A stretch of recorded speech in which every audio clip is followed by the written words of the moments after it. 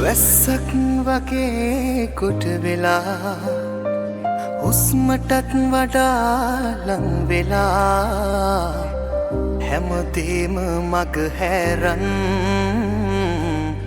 මම නුඹට පෙම් කළා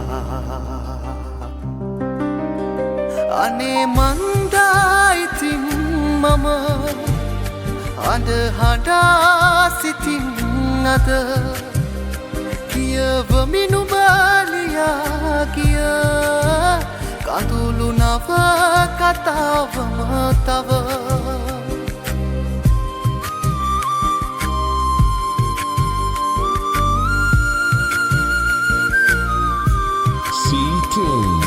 රැ සඳ එපා කාටවත් කවදාවත්ම කළුවර වෙන්න කවදාවත් එපා කාගෙවත් මගේ තරම් හිත රිදවෙන්න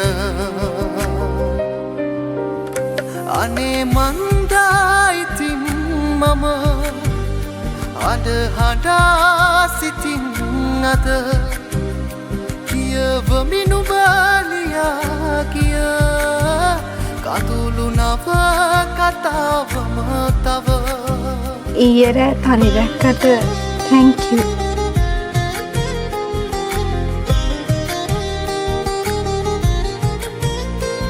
ජීවිතේ හැමදාම තනි රකින්නේ.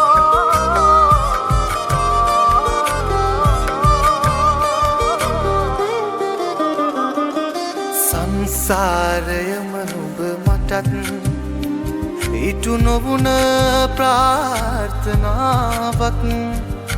ගෙවමී දැන දැනත් මතක රිදවන චාරිකාවක් අනේ මන්දා ඉතින් මම අඳ හඬා සිටින් අද කියවමි නුඹලියා කිය කඳුළු නව කතාවම තව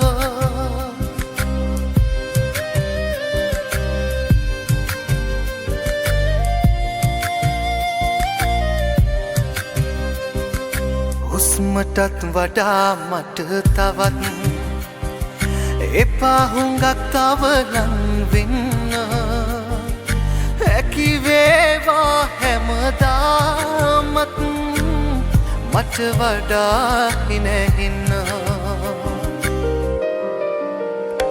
අනේ මන්දා ඉතින් මම අඳ හඬා සිටින් අද කියවමි නුඹලියා කිය කඳුළු නව කතාවම තව අනේ මන්දා ඉතින් මම අඳ හඬා සිටින් අද කියවමි නුඹලියා කිය කඳුළු නව කතාවම තව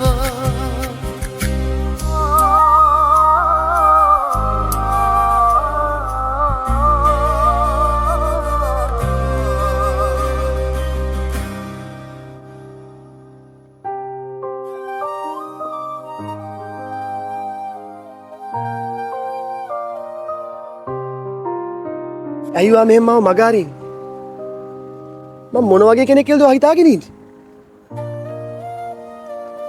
ඔයා හොඳ ළමෙක් මහිම.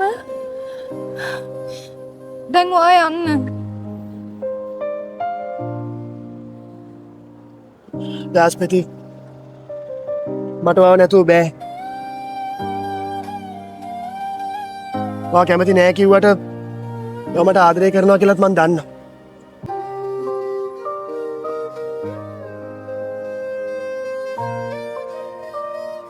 මම කොච්චර කල්පනා කරන්නේ? හරි. වාඩ ඕන තරම් කාලයක් ඔයා කල්පනා කරන්න. මට තේරෙනවා. මේ වගේ තැන් වල අපි මුණ ගැහෙන්න හොඳ නෑ. ඒ වගේම ඔයාගේ ජීවිතයේ තියෙන වගකීම් මොනවද කියනත් මම හොඳට දන්නවා.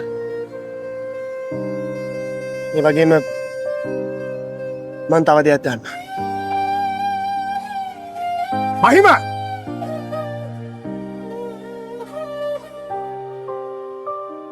තමුන්ට ලැජ්ජ නැද්ද? මේ කොල්ලොත් එක්ක එක එක තැන්වල කතා කරගෙන ඉන්න. මම කොහේ කායක කතා කරත් කොහෙත් මොකද? මහිම මං ඒ ගැන ගත්තා තමයි. ඒ වුණත් අදරත් මං කසාද බැඳලා නැහැ.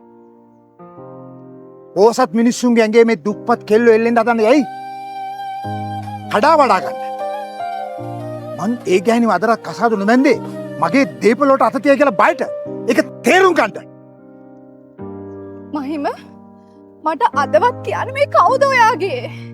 ඒ කවුද දන්නවද? මේ මගේ පුතා. මගේ එකම පුතා. තමුන්ගේ අම්මා මාව අල්ලගත්තා වගේ තමුනුත් මගේ පුතාව අල්ලගන්න දැඟලුවොත් මගේ පුතාගේ නම නොකියන්න තමුන්ට වැඩක් කරනවා. ඒක තේරුම් ගන්නවා. එනන්න.